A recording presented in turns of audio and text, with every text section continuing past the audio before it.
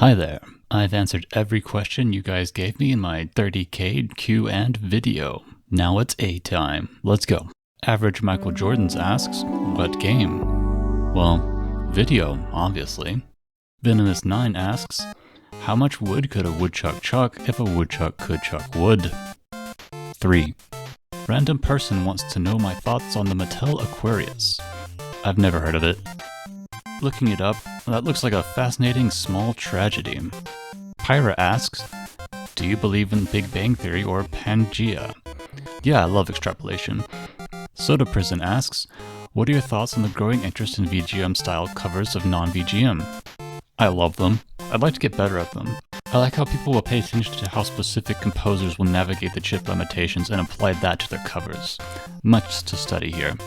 Max Musi asks, what software can be used to write realistic chiptune music? There's pretty much always a tool for writing chiptune music that works with your target hardware. Usually these are trackers. Furnace is the most versatile right now. Max's Real asks if there's an underrated genre of music I wish more people appreciated, and juke, I guess? That doesn't feel right though, I don't know. Microtonal isn't a genre, but that's another answer that comes to mind, which also feels wrong because enharmonic experimentation has been flourishing lately. I feel like there's a sizable audience for any genre of music. Not everyone has to appreciate everything. Tanuki Strider asked about my musical journey, and man, I could talk about that for ages. I'll refrain though, as I think only a few people would find it interesting.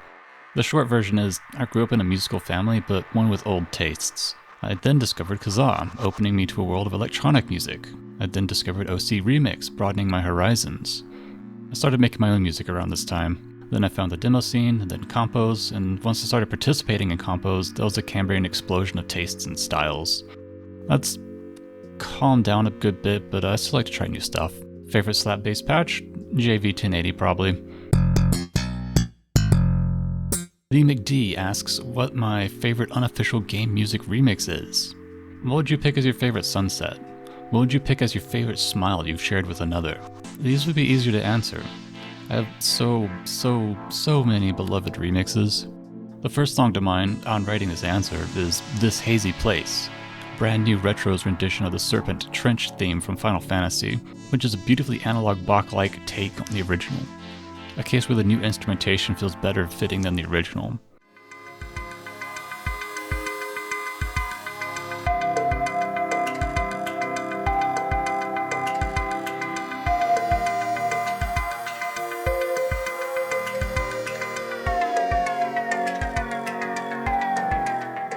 As I'm recording though, I just thought about how powerful Redg's Dex is.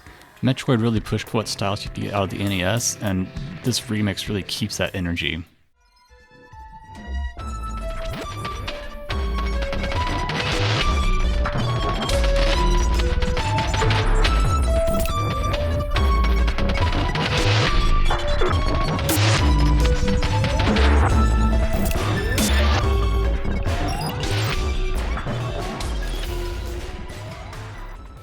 One of my favorite remixes of all time is Shnabubula's Playing Super Mario World While Taking Mushrooms, which made me feel shrimp emotions when I first heard it.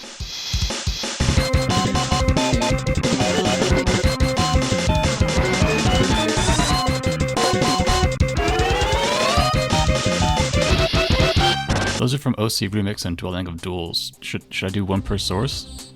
From VG Mix, Swim Swim Eat by Neko, an early alias of Emma Essex. It's a fun little jam that just doesn't quit.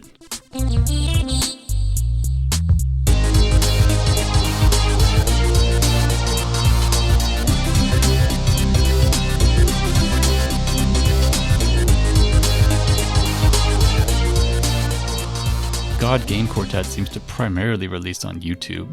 They covered Smiley Tree from Wagyan Paradise as a string quartet, and good lord, that's a beautiful match.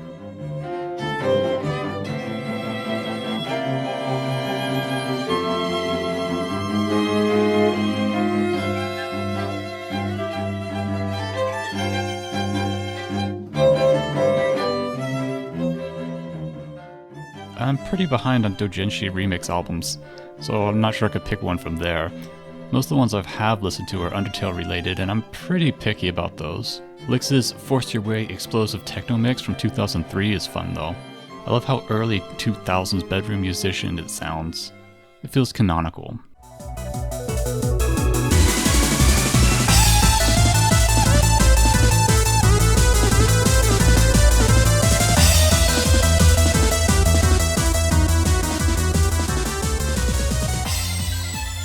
Your phrasing of official arrangement album is funny too.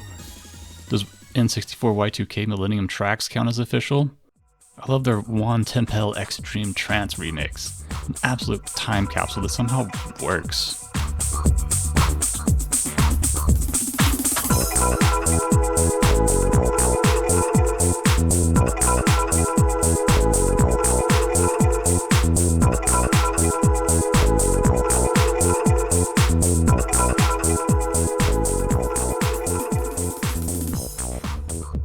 Ryan Gatz asks, what's your favorite anime soundtrack or composer?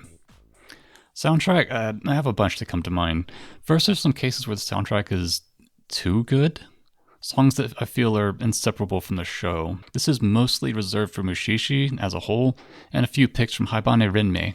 The soundtracks I bump though, Death Note, Hellsing, Ghost in the Shell Arise,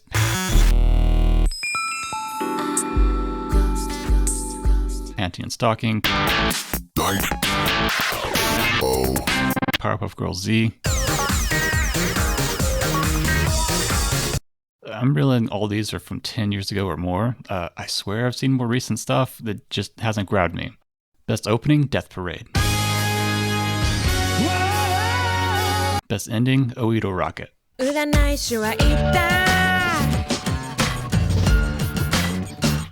I don't really know any specific anime composers, though notably, Hellsing was scored by the same Hayato Matsuo that worked on Sword Maniac and Civalian. Nojoto asks, what unique aspects of video game music separate from other forms of music and led you to enjoy it? That'd be the fact that it's located in a game, isn't it? As a category, it's fascinating because it is constrained, but in such broad and varied ways. Jan's Productions asks, when it comes to classic video game audio hardware, which sound chip do you feel most surprised by? For the sound chip itself, probably the Sega Saturn. It's a 32 operator FM bounce house with a total disregard for limitations. For use of a sound chip, this goes way back, but I knew what the C64 could do. I did not expect to hear the breakdown in Tim Follins' Bionic Commando. Dark Moon Caverns asks if there's enough VGM that a DJ could spin. First things first, I'm not an actual DJ. I've never commanded a dance floor, but I do think there's enough material out there. However, I think you'd have to edit it. Have you seen a club edit before? You need several bars of just drums, then a slow introduction of each element. Game music just doesn't do that. You can't afford it. For example, I think Super Drift Out Normal Background Music 1 would work really good as a house tune if you stretched it out. As is, it's kinda tricky to DJ with game music. Notice how quickly my own mixes veer into new rhythms and tempos and sometimes even keys. Ball and Paddle has a good answer here too. I think there's a whole scene of LSDJ DJing. It's not one I'm familiar with, but nonetheless. I got a few questions about chip preferences. Each thing has its own advantage, you just gotta lean into their strengths. The thing about sample-based music though, it's kind of boring as a medium since you're only limited by RAM. I appreciate the soundtracks that build their own identity with some sort of palette. The terrible brass of Super Mario Kart, the weird sample-delica of Earthbound, the cheap drum machine of Rejoice.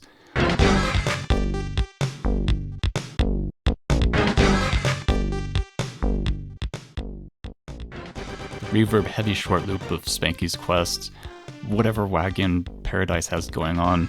There's plenty of big name stuff you can probably think of too. FM might be my favorite though, just because it's so insanely versatile but narrow enough to be contained within its own sound. Corn Nuts TV asks about underrated sound generation platforms. I think I can answer the inverse more easily. The 2803, the SID, these get insane amounts of love. I think I'd say the PC Engine is underrated. Or any wavetable-based system like the Famicom Disk System. They're in a class of their own. Top 5 NES soundtracks. Treasure Master has one of my all-time favorite songs ever, so that's gotta have an include. Same for Bram Stoker's Dracula. Mentor I gotta mention for its atmosphere. Kirby's Adventure is kind of an obvious one, but it's got such good staccato. And What else is there? A gimmick?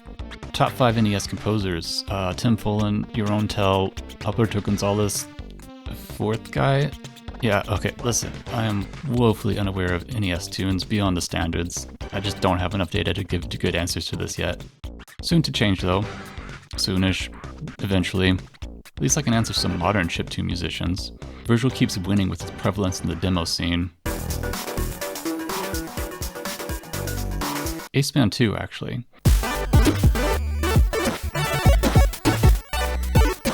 Outside the demo scene, I've been really enjoying Dr. Nogloff's work.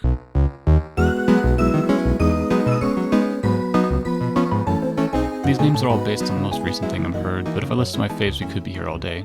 Oh, Damn Fortune's been super active too. Maybe a MIDI doesn't count, but like, have you heard this?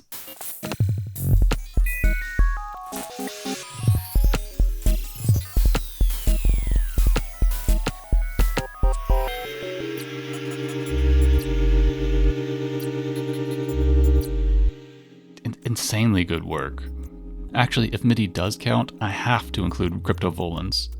Passengers was in my top 8 discovered albums last year.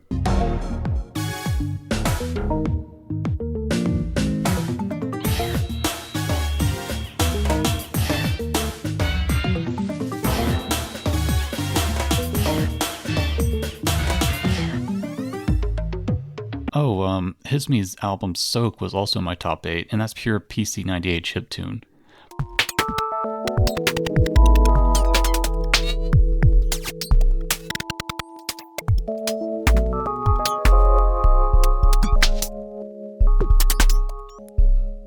Mind-blowing stuff. Ask about my favorite post-Generation 5 soundtrack. First thing to mind, Etrian Odyssey 3? Maybe? Well, half and half. Its strong tracks hit hard, but then I don't care for like half of it. But Labyrinth 2 should go on my favorite songs ever list. What else? I'm bad at this. Remembering things. Doom 2016 maybe? Apparently Jet Set Radio was Gen 6, but that's a really obvious pick, isn't it? Nico Tengoku asks about my favorite soundtracks I found throughout making mixes. Excluding some stuff I already knew about and just kind of picking randomly, Genesis era. Big up for the Bach-like FM beauty of Pirates of the Dark Water. Then let's say Skeleton Crew, Light Crusader, McDonald's Treasureland Adventure, and Demolition Man. SNES era, Energy Breaker outpaces Final Fantasy sometimes, let's be real. After that, Vortex, Horai Gakuken no Bokken, the Shinri game 2, and Majin Tensei 2. And that's leaving out a lot. Rummy Raisin asks, if I could get any composer, musician, band, project, etc. to score or rescore a video game, who would I pick and for what game? Maybe the single most obvious answer, but wow, I'd love to throw modern chiptune tools at Tim Follin and see what he can do. The less obvious answer, I want Akihata to come back to writing insane prog stuff. It doesn't even have to be Sega Genesis. I don't have a particular game in mind. It's often fun to hear refreshed soundtracks, but I usually prefer those in the form of arrangements. Shapey Fiend asks, what game system or game music type do you find hardest to enjoy? VIC-20. At least the TIA has an edge. Sabot asks if I've considered learning assembly and programming my own retro console tunes. Yes, but wow, it's complicated and deep, so that hasn't happened. Lord Jackson asks, do I prefer Nintendo or Sega? Ash the Dragon asks specifically, am I a Nintendo or Sega fan? Which, it's hard to say. I grew up with Nintendo to such an extent that Sega wasn't unknown to me, but I enjoyed digging into Sega's history when it was revealed to me. I wouldn't call myself a fan of either, it feels too territorial. Both can hold a lot of beauty. I got a few questions about what inspired me to start the channel. This internal narrative may have been rewritten since, but as I recall it, I found the soundtrack to Thunder Force 4 and my mind was blown. The existence of this soundtrack implies that there are more good soundtracks on the Genesis, and I must find them. Then after listening to every Genesis game, I decided to start this channel to share what I found. Then I repeated the process for other systems. It's since expanding somewhat, becoming an outlet for my thoughts on video games, music, and history somewhat. On a separate thought for Mr. Kaja, or Kaha, I'd like to apologize for my occasionally very strange use of English. I am not always comprehensible to native English speakers. Luckily, harmonies reach across language barriers. Sarashu, cool musician that I like, hello. asks how I go about selecting music. Well, regarding the obscurity of my selection, I go on deep dives, listening to literally every game soundtrack I can find for the console I'm focusing on. I'll organize a little playlist as I listen, and turn those into mixes. Most games have already been ripped, so that's 95% of the work. The ones that haven't been ripped, I just stumble through them a bit and take notes, maybe rip the music myself. I'm not sure I have a good answer beyond that though. It's all vibes, you know? You just gotta find a flow and stick with it. Poltvic asks about artist features specifically. For those, it's about trying to keep everything flowing while also weaving together the artist's story chronologically as best I can. It's a balancing act that often leads to strange selections, or at least the exclusion of the best tracks. Though, a word on Redbook audio, these show up a lot more often in artist features, and I tend to reach for AI stem separation tools. In rare cases, I know exactly what synth and samples the artist used, so I can recreate it myself, but that's quite rare. A few people have asked about the research process for artist features too. It's nothing too fancy, really. Start with wikis, combine data, track down sources. I guess the fancy part is tracking down sources. A lot of wikis are unsourced original research, but the edits are usually attached to names. For example, and combining with this question here, mostly the info I got from the Paul Wilkinson feature was from his Vigium Preservation Foundation page, contributed by Doommaster 1994. I searched for him specifically and found some forum posts with more details about his research methods, direct correspondence, etc, etc. Taniuchi MMO asks, how did you feel before your first ever artist interview? Or even a deeper question, what made you ask for an interview in the first place? What made me ask is easy. First-hand sources are best-hand sources. My first interview ever was with Just for Kid. How did I feel? Mostly like, golly gee, sure hope this big shot has time to talk to little old me. I often feel like a nuisance, so I'm grateful for every chance I get to talk and learn. I actually don't remember my first audio interview. I'm pretty sure it was Kurt. I think I was nervous at the time, but that's overshadowed by my second interview with him, the one that's on the channel, where I was extremely nervous. Livy asks if I plan on doing more interviews. Yes. Niku Tengoku asks, what's my favorite artist feature I've done? Maybe possibly Frank Kaplaki.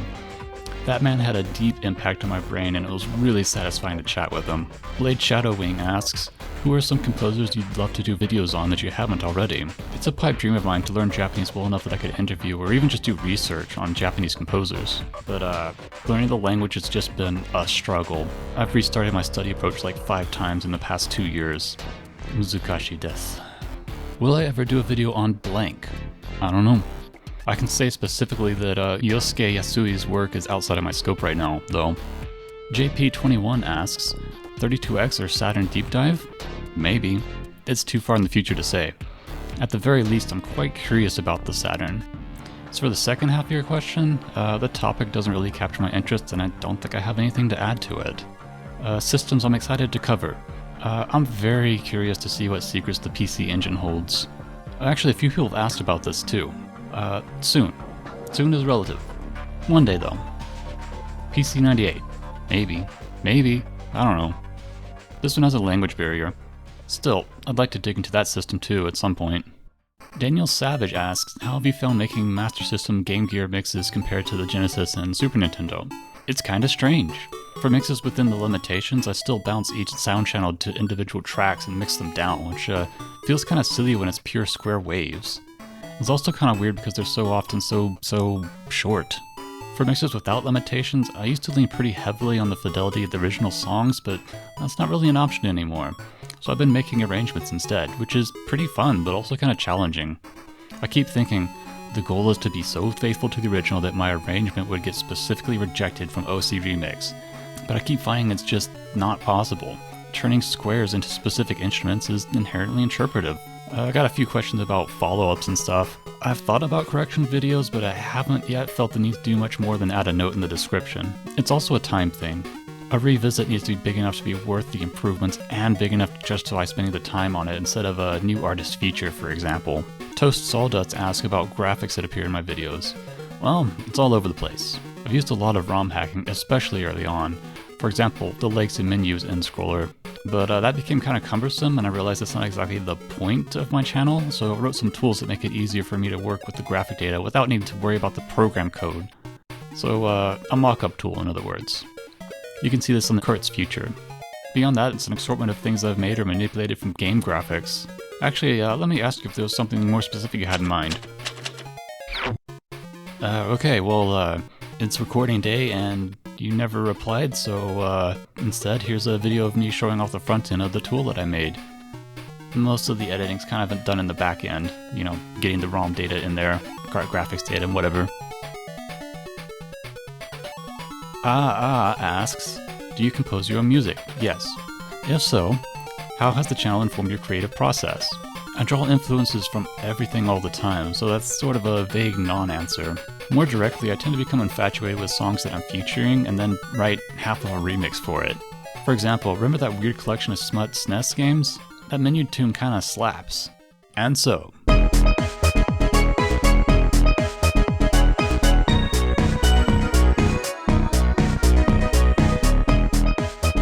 The inverse also happens, where SNES or Genesis music is on my mind and I think, what if XYZ song were on that console? For example, this incomplete cover of one of Radix's best tunes.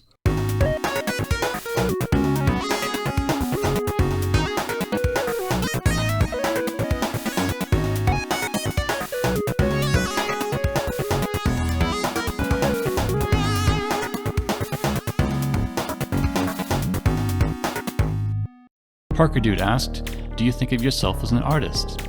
Yeah, kinda. I wear a lot of different hats as I run this channel. Artist, but also a bit of a historian. But also, I just can't stop creating.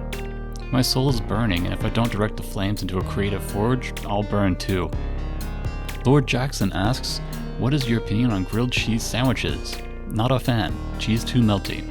Marcella Canario asks, do you watch YouTube poop music videos? Any favorites? I do not. However, HHH Greg Panasonic Blu-ray $99. 6'5 asks, what games do I play? Shockingly few. Most recently I tried a newer Need for Speed, specifically Heat.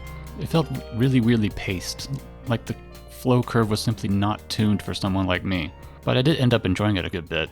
It was worth the like $3 it was on sale for. Check out my ride.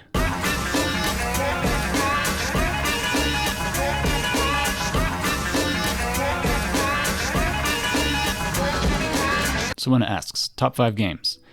This too is shockingly hard to quantify. Maybe not in order and with inclusions for different reasons. Outer Wilds, Factorio, Doom 2016, Need for Speed Most Wanted 2005, and Command & Conquer: Red Alert 2 Yuri's Revenge. I used to just answer Earthbound, but I developed complicated feelings about it as the weight of its age presses against me.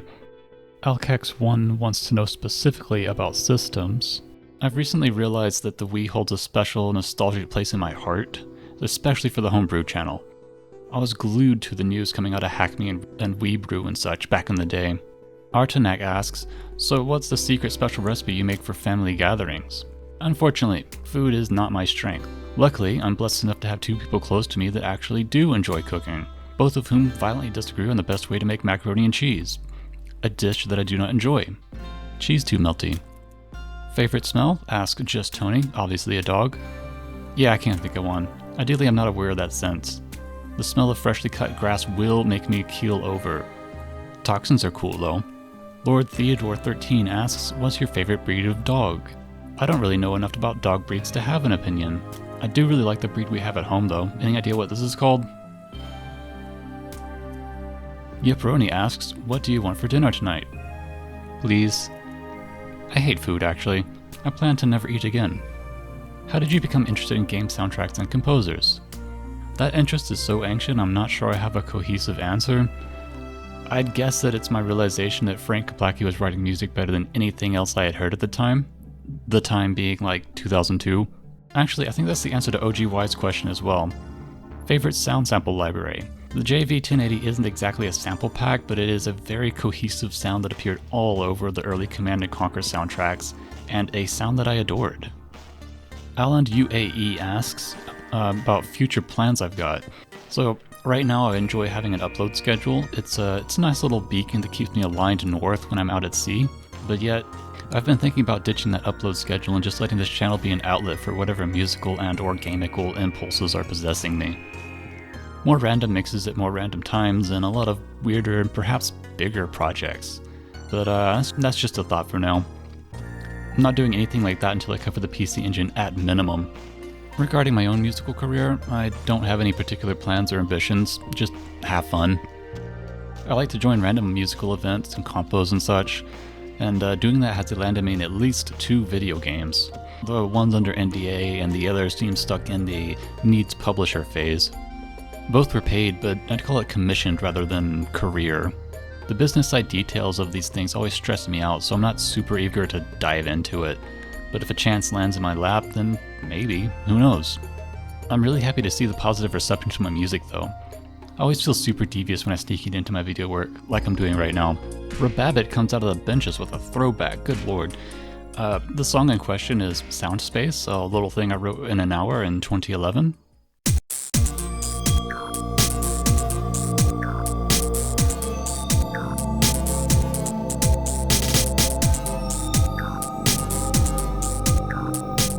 I still have some pieces of this. Here's some of the hi-hats in question, contrast bumped up so you can actually see them. Basically, I threw these into one of those FFT image to sound programs and then used it in this song. You can kind of see the shapes in the final spectrogram. If you want to do this sort of thing today, I recommend playing around with virtual ANS. Ball and Paddle asks, I'd love to hear more of your original/cover work, maybe some DJ sets. I stand by my previous statement of not really being a DJ. However, I have a personal channel with some mixes of my own work, at the end of a very long list of links to things I talked about here. But beware, the further back you go, the rougher the music. But hopefully you'll find something you can enjoy. Anyway, to close out, these are all a lovely batch of questions. I had fun. It's also really passion affirming to read all these kind words you guys took the time to share. Look at all these. Much love. See you next mix.